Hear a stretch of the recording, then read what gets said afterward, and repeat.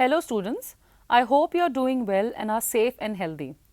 We are discussing chapter number 5, Popular Struggles and Movements, and in the previous session we studied about the role of different organizations in democratic struggle of Nepal and Bolivia.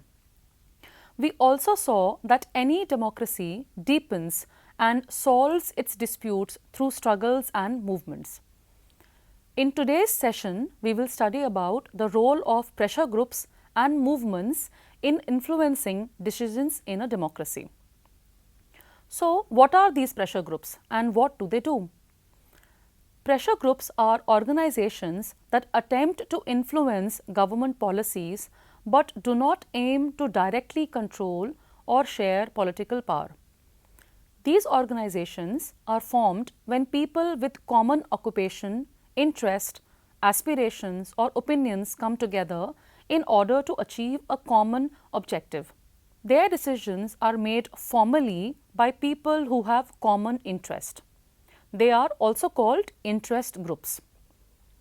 Movements, on the other hand, are also attempt to influence politics rather than directly take part in electoral competition.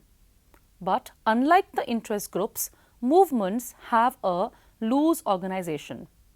Their decision making is more informal and flexible. They depend much more on spontaneous mass participation than an interest group. The struggle in Nepal was called a movement for democracy.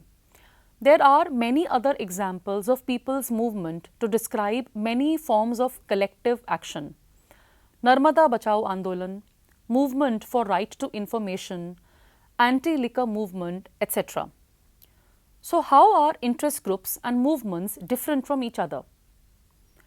Interest groups do not have a loose organization, whereas movements have a loose organization.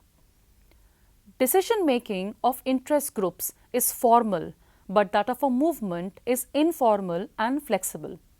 Interest groups do not depend so much on spontaneous mass participation and are formed by people with a common interest and occupation, but movements depend much more on spontaneous mass participation. Let us discuss the interest groups in detail first, and in the later part we will find more about movement groups. There are two types of interest groups depending upon whose interest they are promoting. The two types are sectional interest groups and public interest groups. Let's discuss them one by one. First, we will discuss the sectional interest groups. These groups seek to promote the interest of a particular section or a group of society. For example, trade unions, business associations, and associations of professionals such as lawyers, doctors, teachers, etc. They are called sectional interest groups because they represent a section of society: workers, employees, business persons, industrialists, followers of a religion, caste groups, etc. Their principal concern is the betterment and well-being of their members, not society in general. The second type is called public interest groups or promotional groups. They promote collective good rather than selective good. They aim to help groups other than their own members. Sometimes these organizations are not about representing the interest of one section of society. They represent some common or general interest that needs to be defended. The members of the organization may not benefit from the cause that the organization represents. The Bolivian organization FEDECOR is an example of that kind of organization. Another example is of a group fighting against bonded labor. This group fights not for itself but for those who are suffering under such bondage. In some instances, the members of public interest groups may undertake activity that benefit them as well as others too. For example, BAMCEF, that is Backward and Minority Communities Employees Federation. It is an organization largely made up of government employees that campaigns against caste discrimination. It addresses the problems of its members who suffer discrimination. But its principal concern is with social justice and social equality for the entire society. Now, let us discuss in detail about movement groups. Movement groups also are of two types. One, issue-specific, and the second, generic movements. Issue-specific movements seek to achieve a single objective within a limited time frame. The Nepalese movement for democracy arose with a specific object of reversing the king's order that led to suspension of democracy. Hence, this movement was issue-specific movement. In India, Narmada Bachao Andolan started with a specific issue of people displaced by the creation of Sardar Sarovar Dam on Narmada River. Its objective was to stop the dam from being constructed. Again, this movement has a single point issue. These movements tend to have a clear leadership and some organization, and their active life is usually short.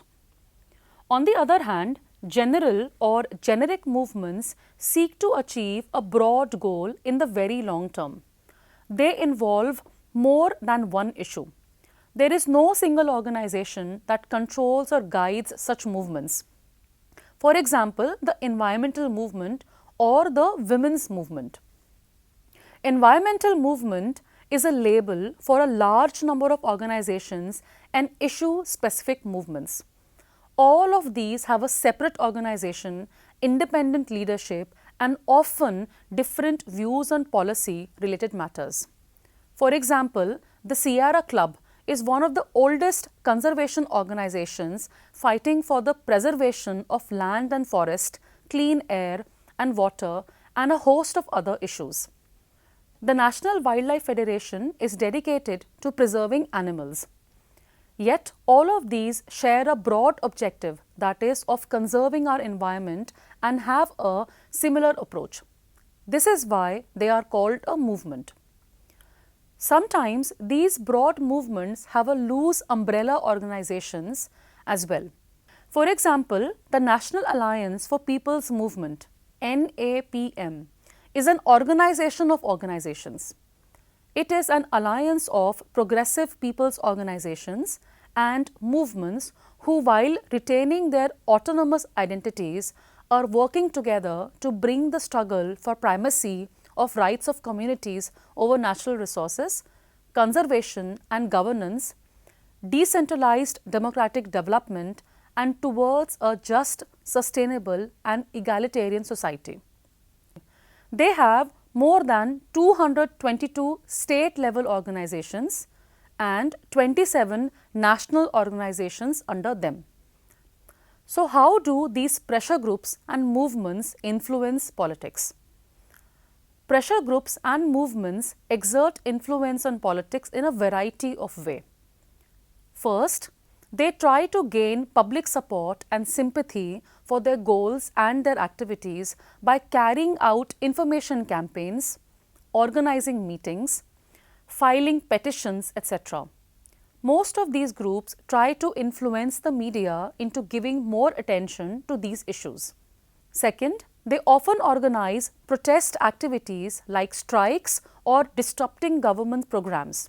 Workers' organizations, employees' associations, and most of the movement groups often resort to these tactics in order to force the government to take note of their demands.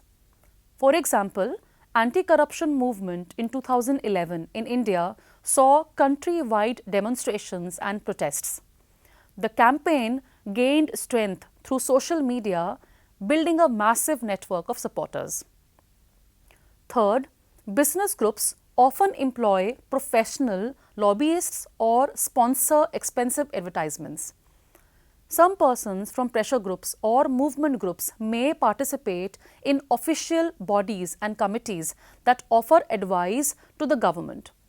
For example, the Joint Committee for drafting the Lokpal Bill consisted of 5 representatives of civil society, that is Shanti Bhushan, eminent lawyer Prashant Bhushan, retired Supreme Court Judge Santosh Hegde, RTI activist Arvind Kejriwal, and Mr. Anna Hazare.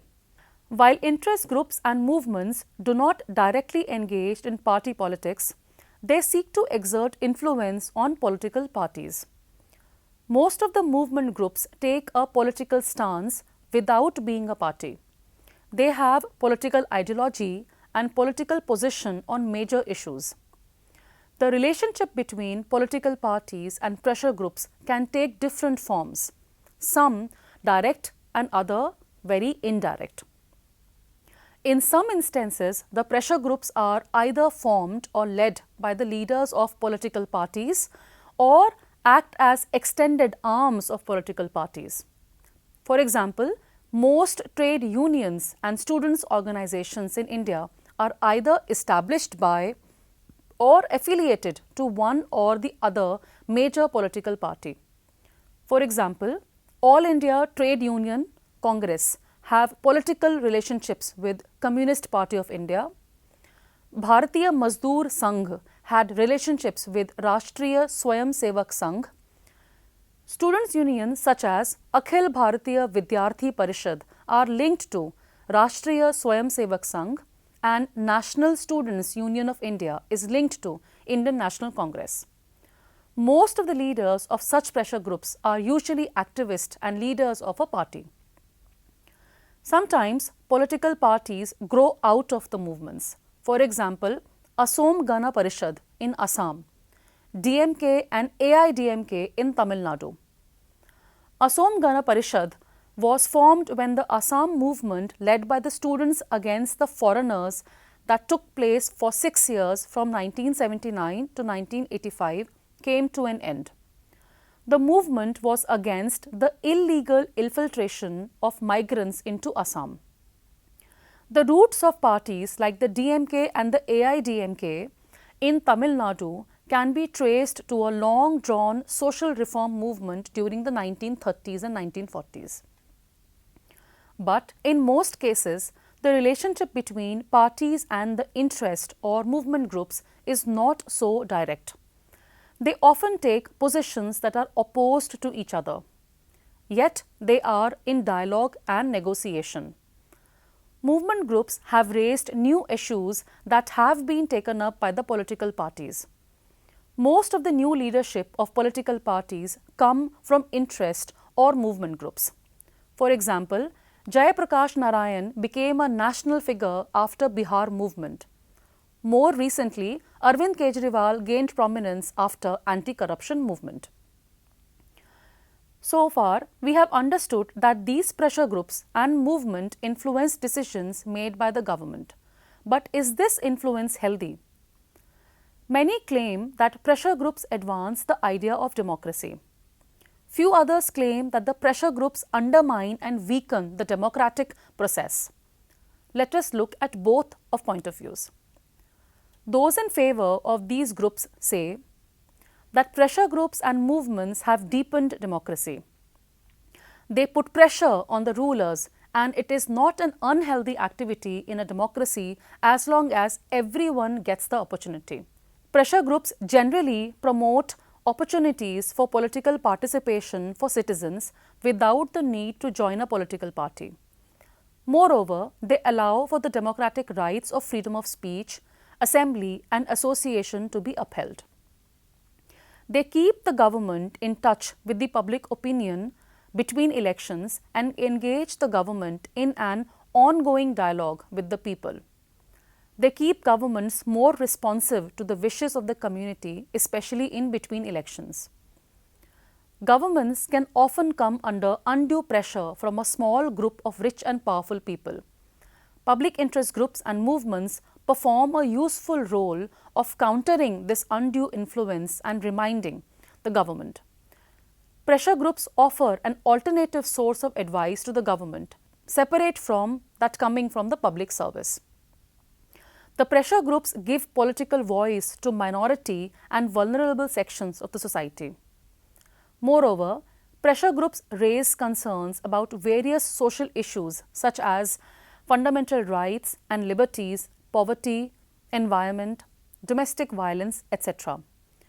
Pressure groups create a better informed and a more educated electorate by promoting political debate, discussion and argument. All this improves the quality of the public policy. Now, there are many who are against the influence exerted by these groups for the following reasons. First, it may seem that these groups wield power without responsibility. Political parties have to face the people in elections, but these groups are not accountable to the people. The leaders of the pressure groups are not elected, so critics argue that they exercise influence with non-legitimate power. Only a handful of pressure groups operate on the basis of internal democracy. Most leaders of the pressure groups are self-proclaimed. Third, pressure groups may represent a powerful minority force in society and exert political influence to the detriment of the majority of society. This is an argument often levelled at trade unions and business groups. Fourth, the use of direct action by pressure groups in forms of strikes by union demonstrations, blockades, pickets can cause hardship to the community in general. So, what can we conclude from this debate? It may initially appear that it is not healthy for groups that promote interest of one section to have influence in democracy. A democracy must look after the interest of all, not just one section. Pressure groups and movements may not get their funds and support from the people. Sometimes pressure groups with small public support but lots of money can hijack public discussion in favor of their narrow agenda. On balance, however, the government needs to hear the concerns of ordinary citizens. Even the sectional interest groups play a valuable role. Where different groups function actively, no one single group can achieve dominance over society.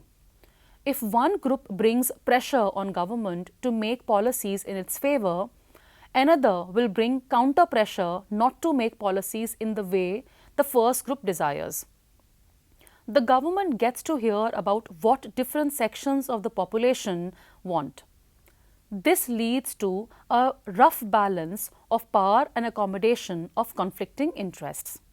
With this, we come to the end of our chapter. In today's session, we discussed about various types of pressure groups and movements and their role in democracy. We saw that pressure groups or interest groups are of two types: sectional interest groups and public interest groups. And the movements are also of two types: specific movements and generic movements. We saw that these groups influence politics in various ways and that there are both advantages and disadvantages of having these organizations in a democracy. Now, let us in the end look at your assignment for the day. First question: how do organizations and pressure groups influence politics? Second question: explain the different types of interest groups present in any democracy. Third question: explain the different types of movements that influence politics. Fourth question: what are the reasons for many to support the role of interest groups and movements in a democracy? Fifth, is the influence of pressure groups and movements healthy in a democracy? Justify your answers with suitable arguments. With this, we conclude the chapter. See you soon. Goodbye.